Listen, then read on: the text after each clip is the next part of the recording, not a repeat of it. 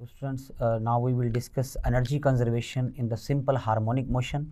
और simple harmonic motion में energy conservation को समझने के लिए हमने एक हॉरिजॉन्टल मास स्प्रिंग सिस्टम बनाया हुआ है। जो ये फर्स्ट फिगर आपको नज़र आ रही है, इसमें एक स्प्रिंग जो है फ्रिक्शनलेस सरफेस के ऊपर है। एक एंड उसका हमने अटैच कर दिया है, फिक्स कर दिया है, और दूसरे एंड के ऊपर एक मास m जो है वो अटैच किया गया है। और स्टूडेंट इनिशियली स्प्रिंग ना कंप्रेस्ड है ना स्ट्रेच्ड है, यानी जो आपके पास स्प्रिंग है वो नॉर्मल पोजीशन में है, तो मास जो है वो क्या होगा, अपनी इक्विलिब्रियम पोजीशन पे, रेस्टिंग पोजीशन पे आपके पास ये मास है। इनिशियली ये जो पोजीशन है, जिसको मैं चलिए सपोज मैं कहता हूँ इसको ये मीन पोजीशन है, डिनोटेड बाय ओ। उसके बाद स्टूडेंट आपने करना ये है कि इस मास को आपने जो है वो इस तरह से मूव करवाना है कि स्प्रिंग स्ट्रेच हो जाएगा, और आप लोग जब इसको यहाँ पर यूनिफॉर्मली इसको मूव करवाएंगे तो स्प्रिंग स्ट्रेच होगा। तो आपको याद हो स्प्रिंग की करेक्टरिस्टिक्स है, जैसे ही स्प्रिंग स्ट्रेच या कंप्रेस हो तो उसमें एक रीस्टोरिंग फोर्स डेवलप हो जाती है, जो इस मास की पोजीशन को रीस्टोर करना चाहेगी एट द मीन पोजीशन। तो स्टूडेंट यही सिचुएशन है, जब ये मास आपके पास इक्विलिब्रियम पोजीशन पे था, रेस्टिंग पोजीशन पे था, उस वक्त आपके पास जो फोर्स थी वो आपके पास इस पर ज़ीरो थी। तब स्प्रिंग ने इस पर कोई फोर्स नहीं लगानी है। फोर्स तब लगनी है, रिस्टोरिंग फोर्स, जब कंप्रेस या स्ट्रेच्ड फॉर्म में होगा स्प्रिंग। तो जैसे ही आपने इसको एक्सटेंड किया, और ये एक्सटेंशन चले हम यहाँ लिख देते हैं, हमने इसको x जो है वो एक्सटेंशन के लिए यूज़ किया है। जब आपने स्प्रिंग को एक्सटेंड किया, x डिस्टेंस आपने इसको मूव करवाया है मास को इस तरफ, तो अब इसके अंदर एक जो फोर्स डेवलप हो जाएगी, हुक्स लॉ से आप लिख सकते हैं, और वो फोर्स आपके पास क्या आ जाएगी, F is equal to kx। तो यहाँ पर आपके पास ये फोर्स है। तो स्टूडेंट ये जो फोर्स है ये हम एक्सट्रीम पोजीशन पे लिख सकते हैं, या आपके पास x के डिफरेंट वैल्यूज़ के लिए रीस्टोरिंग फोर्स डिफरेंट होती है। तो यहाँ पर मीन पोजीशन पे जो फोर्स है वो आपके पास ज़ीरो है। अब देखें, मीन से एक्सट्रीम तक ले जाते वक्त जो फोर्स है वो कांस्टेंट नहीं होगी, तो फोर्स वेरिएबल है। तो हम यहाँ पर डिस्कस कर लेते हैं कि एवरेज फोर्स क्या होगी। तो एवरेज आपको पता है, दोनों को ऐड करेंगे, F1 प्लस F2 दोनों को ऐड करके 2 पे डिवाइड कर दें, तो फर्स्ट वैल्यू जो है वो 0 है, सेकंड kx है, ऐड करके आप 2 पे डिवाइड करें, you will get the average force आपके पास यहाँ पर जो है हाफ kx।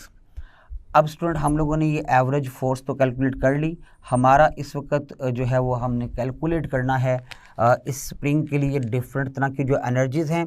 तो स्टूडेंट देखें, आपके पास जब ये स्प्रिंग आप इस तरह इसको एक्सटेंड कर रहे होंगे, तो जैसे ही एक्सटेंशन हो रही होगी, यकीनन you have to do some work against the restoring force, और आपका किया गया वर्क वेस्ट नहीं होगा, बल्कि स्प्रिंग के अंदर स्टोर हो जाएगा एज इलास्टिक पोटेंशियल एनर्जी। तो इसका मतलब है इसमें जो पोटेंशियल एनर्जी होगी वो आपके पास क्या है, वो असल में वही वर्क डन है जो हुआ है in order to displace the mass from mean to extreme. जब आपने इसको मीन से एक्सट्रीम की तरफ लेके जाना है इक्विलिब्रियम में रखते हुए, तो जो वर्क आपने करना है वही वर्क इसके अंदर स्टोर हो जाना है एज अ पोटेंशियल एनर्जी। तो इसका मतलब है वो जो वर्क है जिसको हम लिखा करते हैं F D cos theta this one. तो स्टूडेंट फोर्स यहाँ पर जो है वो एवरेज फोर्स आप यूज़ करेंगे, हाफ kx, और कितना आपने इसको डिस्प्लेसमेंट कवर करवाया है मीन से इधर मूव करवाते वक्त, तो हम जनरल लिख रहे हैं कि अगर हमने इसको मूव कराया है थ्रू सम डिस्टेंस x, तो ये आपके पास पोटेंशियल एनर्जी का फार्मूला जो बनेगा ये स्टूडेंट आपके पास आ जाएगा। फोर्स एवरेज की वैल्यू हाफ kx, और साथ फिर ये जो डिस्टेंस है ये भी x, तो बन जाएगा x का स्क्वायर। कॉस 0 पे 1 होगा, क्योंकि आप जब फोर्स लगा रहे हैं तो हम लोग अगर उस फोर्स जिसने इसको डिस्प्लेस करवाया है उसके रेफरेंस से लिखेंगे तो कॉस 0 पे 1, और अगर रिस्टोरिंग फोर्स के रेफरेंस से लिखेंगे तो वो अपोजिट होगी। तो स्टूडेंट बहरहाल ये आपके पास है पोटेंशियल एनर्जी का formula for this mass spring system.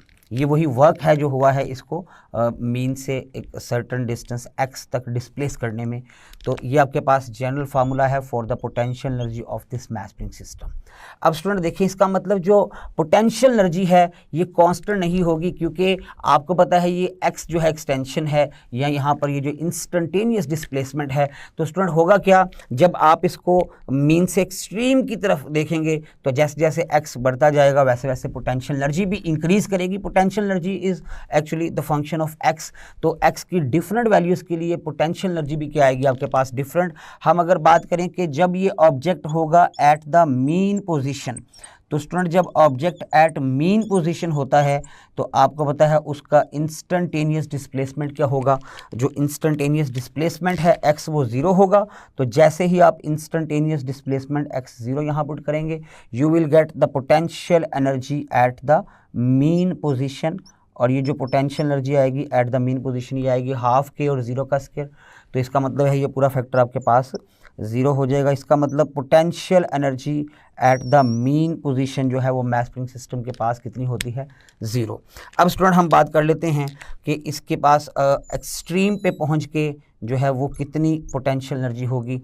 तो अगर आप डिस्कस करना चाहते हैं एट द एक्सट्रीम पोजीशन, तो एक्सट्रीम पे इंस्टेंटेनियस डिस्प्लेसमेंट जो है उसकी वैल्यू मैक्सिमम हो जाती है और वो हो जाती है equal to amplitude X naught हो जाएगा। तो स्टूडेंट जब यहाँ एक्स नोट पुट करेंगे तो potential energy at the extreme जो है ये आपके पास क्या आ जाएगी, दिस विल बी हाफ के और एक्स की जगह पुट करने जा रहे हैं एक्स नोट, तो पोटेंशियल एनर्जी इज़ हाफ के एक्स नोट स्क्वायर। तो this is the potential energy at the extreme position. तो स्टूडेंट देखें मीन पे पोटेंशियल एनर्जी क्या थी, वो ज़ीरो थी। ये आपके पास मिनिमम पोटेंशियल एनर्जी है और जो एक्सट्रीम पे है ये आपके पास पोटेंशियल एनर्जी मैक्सिमम है। तो ये आपके पास मैक्सिमम पोटेंशियल एनर्जी है। अब स्टूडेंट इसी तरह से हम लोग डिस्कस करते हैं about the kinetic energy of this oscillating system. तो आप इसकी काइनेटिक एनर्जी के लिए अब देखेंगे